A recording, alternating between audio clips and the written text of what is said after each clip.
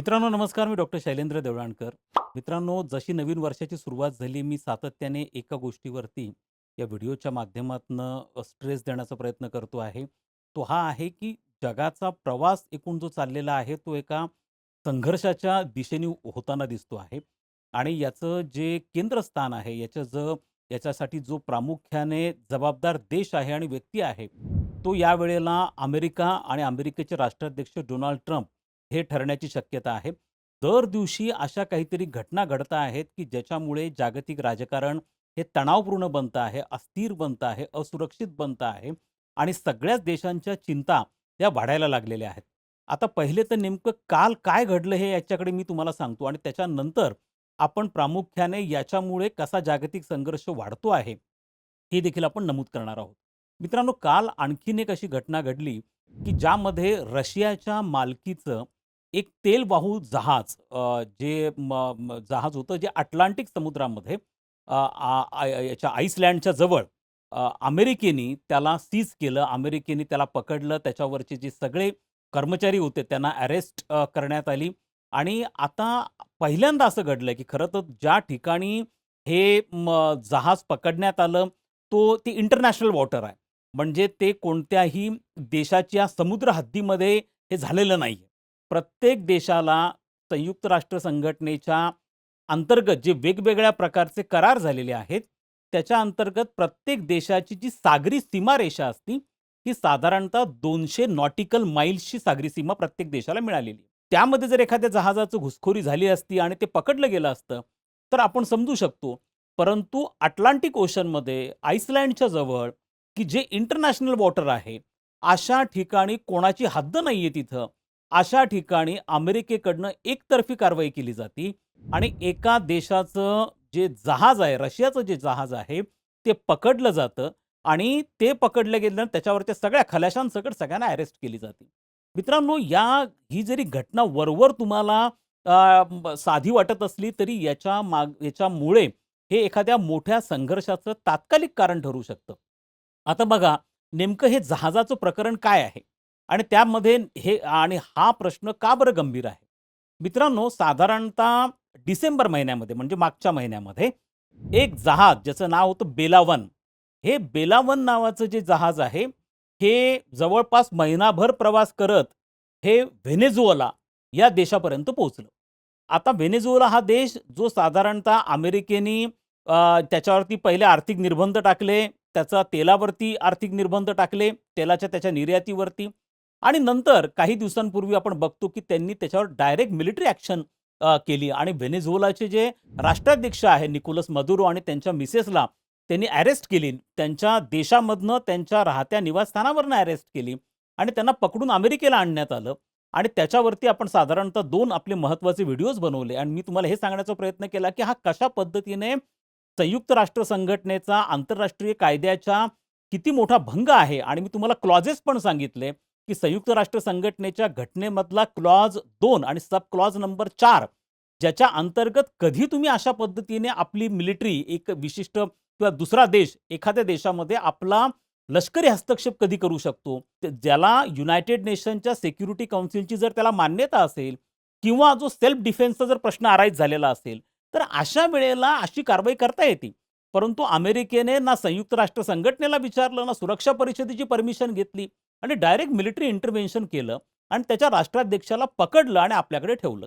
आता मुद्दा असा येतो, की ही घटना जेव्हा झाली त्याच वेळेला साधारणतः हे जे जहाज ज्याचं नाव बेला-1 असं आहे, हे बेला-1 जहाज व्हेनेझुएलाला साधारणतः 1 जानेवारीपर्यंत पोहोचलं.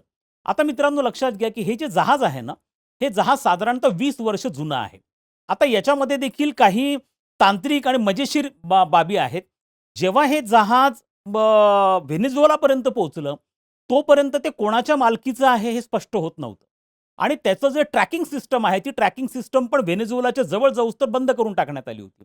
परंतु जेव्हा ते व्हेनेझुएलात गेलं आणि त्या व्हेनेझुएलानंतर तिथनं तेल त्याच्यामध्ये लोड करून जेव्हा ते निघालं, त्यावेळेला ते नंतर निदर्शनाला आलं, की ते रशियाचं जहाज आहे आणि त्याला रशियाच्या पाणबुड्या ज्या आहेत, या पाणबुड्या त्याला एस्कॉर्ट करत होत्या आणि त्या एस्कॉर्ट करत ते अटलांटिक ओशनपर्यंत आलं आणि अमेरिकेने त्याच्यावरती तात्काळ कारवाई केली. आता अमेरिकेने कारवाई का केली? हे पण लक्षात घेणं गरजेचं आहे. अमेरिकेचं असं म्हणणं आहे, की आम्ही व्हेनेझुएलाकडनं ज्या तेलाची निर्यात होती त्याच्यावरती निर्बंध लावलेले आहेत. आणि ते निर्बंध लावलेले असल्यामुळे कोणीही जर अशा पद्धतीने छुप्या मार्गाने जर अशा स्वरूपाने तेल घेऊन जात असेल, तर त्याला पकडण्याचे अधिकार आमचे आहेत. दुसरं त्यांनी सांगितलं, की आम्ही फेडरल कोर्टची म्हणजे अमेरिकेच्या फेडरल कोर्टची परमिशन पण घेतलेली आहे. त्यामुळे आम्हाला अशा प्रकारची कृती ही करता येते. अशा प्रकारचं लॉजिक हे अमेरिकेकडनं देण्यात आलेलं आहे. रशियाचं पूर्णपणे म्हणणं असं आहे, की हे जहाज आमच्या मालकीचं होतं आणि ते इंटरनॅशनल वॉटरमध्ये होतं. आंतरराष्ट्रीय पाणी किंवा सागरी सीमेमध्ये होतं. त्यामुळे त्याला पकडण्याचा अधिकार कोणालाही नाहीये आणि हा पूर्णपणे आंतरराष्ट्रीय कायद्याचा भंग आहे. आता मित्रांनो बघा, की डोनाल्ड ट्रम्प यांचं जेव्हापासून ते अमेरिकेचे राष्ट्राध्यक्ष बनले आणि ह्या महिन्याच्या म्हणजे जानेवारी 2026 मध्ये 20 जानेवारी 2026ला त्यांना अध्यक्ष बनवून 1 वर्षाचा कालावधी हा पूर्ण होतो आहे. या 1 वर्षाच्या कालावधीमध्ये त्यांच्या नेतृत्वामध्ये अमेरिकेने जे निर्णय घेतलेले आहेत, हे पूर्णपणे जागतिक अर्थकारणाचे, जागतिक व्यापाराचे आणि युनायटेड नेशन म्हणा किंवा इतर वेगवेगळ्या प्रकारचे जे करार झालेले आहेत, त्यांचे स्पष्टपणे उल्लंघन करणारे आहेत. हे अमेरिकेचं एकतर्फी इंटरव्हेन्शन या सगळ्या गोष्टींमध्ये दिसून येतं. सुरुवातीला त्यांनी आयात शुल्क वाढवण्याचं धोरण घेतलं. मग त्यांनी जवळपास 150हून अधिक देशांवरती आयात शुल्क वाढवलं. त्याच्यामधलं भारतावरचं आयात शुल्क हे आता 50% पर्यंत करण्यात आलेलं आहे. मित्रांनो, अशा स्वरूपाने एकतर्फी आयात शुल्क वाढवता येत नाही. विश्व व्यापार संघटनेच्या पूर्वी ज्या गॅट करारावरती साधारणतः 10 ते 15 वर्ष चर्चा चाललेली होती, त्यामध्ये अशा स्वरूपाचे जागतिक व्यापारासंदर्भातले काही नियम हे अधोरेखित करण्यात आले होते. त्याच्यानुसार जे विश्व व्यापार संघटनेचे सदस्य देश आहेत, त्यांना परस्परांना मोस्ट फेवर्ड नेशनचा दर्जा हा द्यावा लागतो. आणि जेव्हा तुम्ही एखाद्या देशाला मोस्ट फेवर्ड नेशनचा दर्जा देता, तेव्हा त्याच्या विरुद्ध तुम्हाला एकतर्फी शुल्क असं वाढवता येत नाही. विश्व व्यापार संघटनेची त्याला परवानगी लागते आणि त्याचं एक लिमिट ठरलेलं असतं. पण या सगळ्यांना त्यांनी धाब्यावर बसवलं डोनाल्ड ट्रम्पनी. त्यांनी सांगितलं की विश्व व्यापार संघटना वगैरे आम्ही कोणत्या गोष्टी मानत नाही. दुसरं, त्यांनी एकतर्फी आर्थिक निर्बंध अनेक देशांवरती लावायला सुरुवात केली. मग तो रशियाकडे तर खरं तर पूर्वी होतं, पण इराणच्या विरुद्ध त्यांनी केलं. त्याचप्रमाणे याच्याविषयी व्हेनेझुएलाच्या देशाच्या विरोधामध्ये आर्थिक निर्बंध त्यांनी लावायला सुरुवात केली. चायनाच्या विरुद्ध त्यांनी आर्थिक निर्बंधची घोषणा केली, कारण ते इराणकडनं तेल विकत घेतात. त्यामुळे अशा पद्धतीने एकतर्फी आर्थिक निर्बंध खरं तर तुम्हाला युनायटेड नेशनच्या चार्टरनुसार टाकता येत नाही आणि त्याला देखील युनायटेड नेशनची परमिशन लागते. परंतु त्यांनी त्यालाही जुमानलेलं नाही. त्याही पुढे जाऊन त्यांनी काय केलं, तर त्यांनी डायरेक्ट व्हेनेझुएलासारख्या एका सार्वभौम देशाच्या वरती एक पद्धतीने मिलिटरी अटॅक केला. एक पद्धतीने आक्रमण केलं, मिलिटरी इंटरव्हेन्शन केलं. ज्याला त्यांची जी डेल्टा फोर्स आहे, अत्यंत स्पेशलाइज्ड ट्रेन्ड फोर्स आहे, त्यांना त्यांनी मध्यरात्री ऑपरेशन करून तिथं घुसवलं आणि एका सार्वभौम देशाच्या अध्यक्षाला तुम्ही किडनॅप केलं. आणि हा तर अत्यंत ग्रॉस किंवा ज्याला ब्राझिन अशा स्वरूपाचं व्हायलेशन ऑफ इंटरनॅशनल लॉ आपण म्हणतो, अशा प्रकारचं व्हायलेशन त्यांच्याकडनं झालं. आणि दुर्दैवाची बाब अशी आहे की एवढं व्हायलेशन होऊन देखील युनायटेड नेशन अतिशय शांत आहे. त्यांनी एक थोडी टीका करण्याच्या व्यतिरिक्त पुढे काही ते करू शकलेलं नाहीये. कारण युनायटेड नेशनला जे अधिकार आहेत ते सिक्युरिटी काउन्सिलला आहेत आणि सिक्युरिटी काउन्सिलमध्ये अमेरिका परमनंट सदस्य असल्यामुळे अमेरिकेच्या विरुद्ध कोणत्याही प्रकारची कारवाई होण्याची सुतराम शक्यता नाहीये. विशेष बाब म्हणजे ज्या व्हेनेझुएलावरती अमेरिकेने अटॅक केला अशा पद्धतीने, त्या व्हेनेझुएलाच्या रक्षणासाठी एकही देश पुढे आलेला नाहीये. 193 देश आंतरराष्ट्रीय समुदायामध्ये आहे. ना चायना आला, ना रशिया त्याच्यासाठी पुढे आला. जे देश व्हेनेझुएलाचे मित्र देश म्हणून ओळखले जातात. खरं व्हेनेझुएला ह्या देशाचा ज्याचा उल्लेख मी माझ्या दोन्ही व्हिडिओमध्ये यापूर्वी केलेला होता, की व्हेनेझुएला हा जो देश आहे, हा लॅटिन अमेरिकेमध्ये, दक्षिण अमेरिकेमधला अतिशय महत्त्वाचा देश आहे. आणि हा जो देश आहे, हा जगामध्ये सर्वात जास्त तेलाचे साठे म्हणजे साधारणतः 300 अब्ज बॅरल्स एवढे प्रचंड मोठे साठे व्हेनेझुएला देशाकडे आहेत. आणि आता अमेरिकेची नजर त्या देशावरती आहे. त्या सगळ्या साठ्यांवरती अमेरिकेला नियंत्रण प्रस्थापित करायचं आहे. साठे कोणाचे? व्हेनेझुएलाचे. परंतु नियंत्रण प्रस्थापित करायचं कोणाला? अमेरिकेला. आणि ते करण्यासाठी त्यांनी हे सगळं ऑपरेशन यापूर्वी केलेलं आहे. मित्रांनो, यामध्ये एक ज्याला आपण असं म्हणतो की खरं तर ज्या देशांकडे अशा स्वरूपाचे नॅचरल रिसोर्सेस आहेत, त्यांना त्याच्या एक्सप्लोरेशन संदर्भात ती आवश्यक असणारी टेक्नॉलॉजी त्या देशांकडून नाहीये. त्यामुळे अनेकदा अशा स्वरूपाचे रिसोर्सेस असणाऱ्या देशांना एक पद्धतीचा शाप असतो की त्यांच्याकडे तंत्रज्ञान असल्यामुळे इतर देश त्या ठिकाणी येतात. जो प्रकार पश्चिम आशियामध्ये घडला, इस्लामिक देशांमध्ये घडला आणि मग अनेक युरोपियन देशांची एंट्री त्या ठिकाणी झाली. आता अमेरिकेला ह्या सगळ्या व्हेनेझुएलाच्या तेलावरती आपलं नियंत्रण पाहिजेल आहे आणि कालच डोनाल्ड ट्रम्प असं म्हणाले, की आम्ही साधारणतः व्हेनेझुएला या देशाकडनं 50 मिलियन बॅरल्स एवढं प्रचंड तेल, ज्याची किंमत जागतिक बाजारपेठेमध्ये $2 अब्ज आहे. ते आम्ही व्हेनेझुएलामधनं ते तेल काढणार आहोत आणि आम्ही ते जगाला निर्यात करणार आहोत आणि ह्या सगळ्या निर्यातीवरती अमेरिकेचा कंट्रोल असेल. तेल व्हेनेझुएलाचं, कंट्रोल अमेरिकेचं, मॉनिटरिंग अमेरिकेचं. त्यामुळे हा देखील आपल्याला असं दिसून येतं, की एक पद्धतीची उघडपणे ही दादागिरी आहे आणि त्याला कोणी चॅलेंज करू शकत नाहीये. आणि आता जेव्हा एका देशाचं जहाज त्या ठिकाणी पोहोचतं आहे आणि त्या जहाजातनं तेल घेऊन व्हेनेझुएलाकडनं ते निघतं आहे, त्याला देखील सीज केलं जातं. त्याला देखील पकडलं जातं. त्याच्यावरच्या सगळ्या खलाशांना पकडलं जातं. मित्रांनो, याच्यातनं एक स्पष्टपणे असं दिसून येतं, की जरी ही छोटीशी घटना वाटत असली, तरी याच्यामधनं 2 न्यूक्लिअर पॉवर्स म्हणजे अमेरिका आणि रशिया हे समोरासमोर आलेत. मित्रांनो, अशाच घटना ह्या शीतयुद्धाच्या काळामध्ये म्हणजे 1945 ते 2000 1990 या काळामध्ये घडलेल्या होत्या. आणि अशा छोट्या कारणांवरनंच पहिलं महायुद्ध घडून आलं होतं. अशा छोट्या तात्कालिक कारणावरूनच दुसरं महायुद्ध घडून आलं होतं. त्यामुळे वरवर जरी हे सगळे छोट्या गोष्टी दिसत असल्या, तरी पहिल्यांदा अमेरिका आणि रशिया समोरासमोर आलेले आहेत. त्यांच्यामध्ये डायरेक्ट कन्फ्रंटेशन होण्याची शक्यता आहे. आणि लक्षात घ्या, की ज्या न्यूक्लिअर पाणबुड्या किंवा सबमरीन्स ह्या त्या जहाजाला एस्कॉर्ट करत होत्या, त्या न्यूक्लिअर सबमरीन्स आहेत. त्यामुळे या ठिकाणी मोठा संघर्ष होतो. रशियाने प्रचंड तीव्र आक्षेप या सगळ्या गोष्टींवरती घेतलेला आहे. आता रशियाकडनं कोणती स्टेप घेतली जाते हे पाहणं अत्यंत गरजेचं आहे. आणि याच्यातनं एक डायरेक्ट कन्फ्रंटेशन तुम्हाला अमेरिका आणि रशियामधलं दिसून येतं.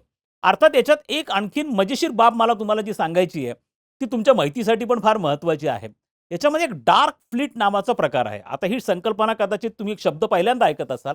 पण ह्या सगळ्या जहाज आणि ह्या जहाजाचं पकडलं जाणं, ह्या जहाजाला अमेरिकेकडनं, या सगळ्यांशी निगडीत हा शब्द आहे, ज्याला डार्क फ्लीट असं म्हणतात.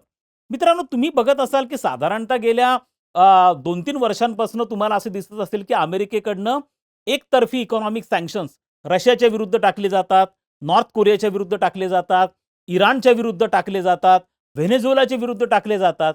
पण असं करूनही ह्या देशांचं म्हणावं तेवढं आर्थिक नुकसान होत नाही. तुम्ही रशियाचं उदाहरण घ्या. रशियावरती 5,000च्या वरती आर्थिक निर्बंध टाकून देखील रशियाचं काही फार नुकसान झालंय असं दिसून येत नाहीये.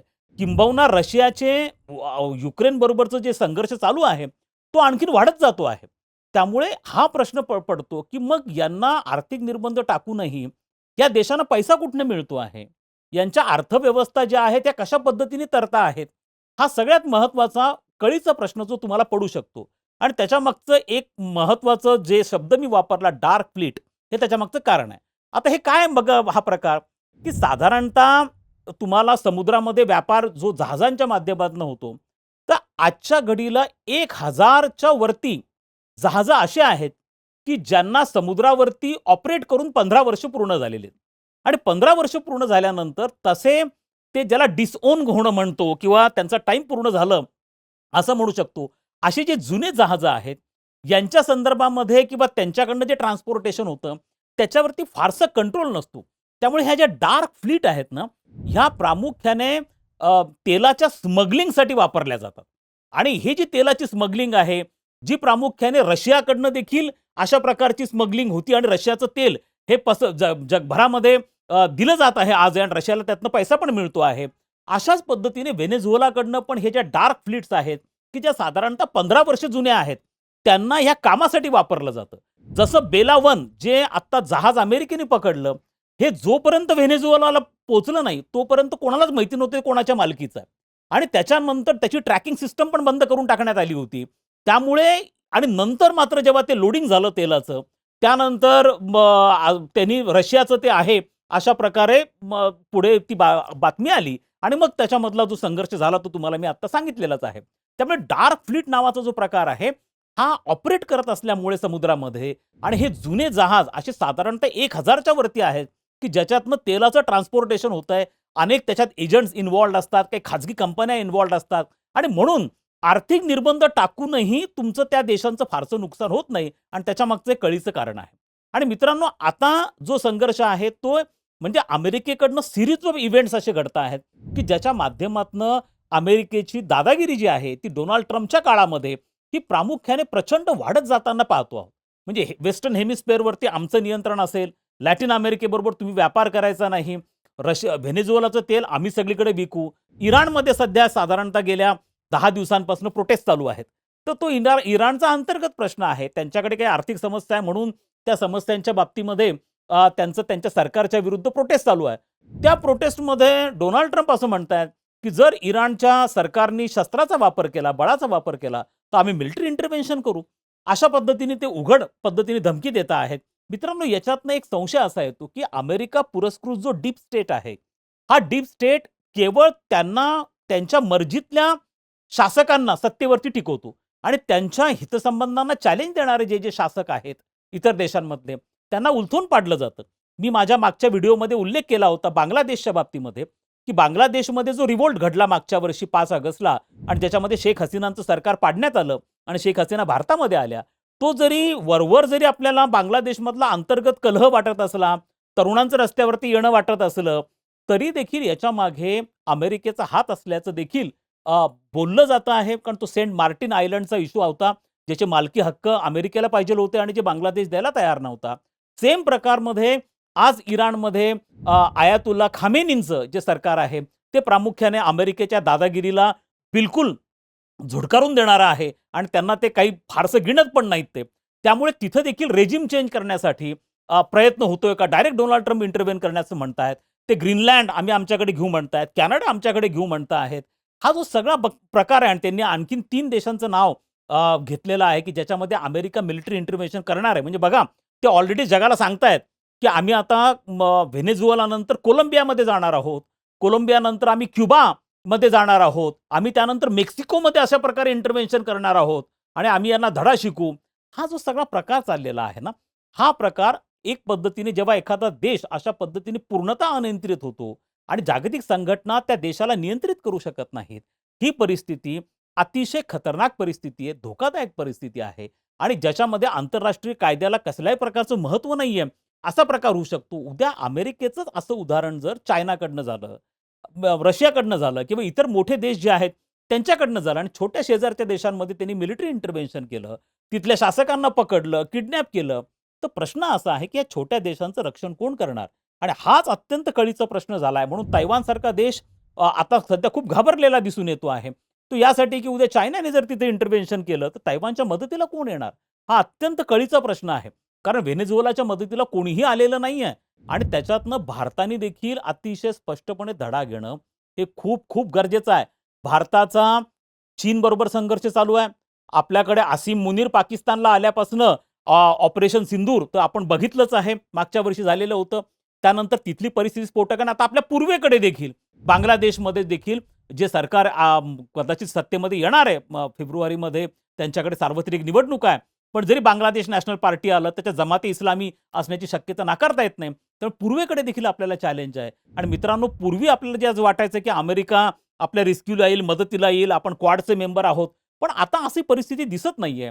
त्यामुळे भारतामध्ये अत्यंत स्ट्रॉंग नॅशनलिस्टिक फिलिंग जी आहे ती करणं, आपण आपल्या डिफेन्स प्रिपेअर्डनेसवरती प्रचंड भर देणं आणि इतरांची वाट न बघता आपणच 2 हात आपल्या शत्रूंबरोबर, आपल्या स्पर्धकांबरोबर कसे करू शकू, या दृष्टिकोनातनं कॉन्सन्ट्रेटेड एफर्ट्स आपल्याला येत्या काळामध्ये करावे लागणार आहेत. आणि ते जर आपण केले, कारण काय झालंय की भारताची ज्या झपाट्याने आर्थिक प्रगती होतीये, तर त्यामध्ये आपले अनेक शत्रू तयार होत आहेत.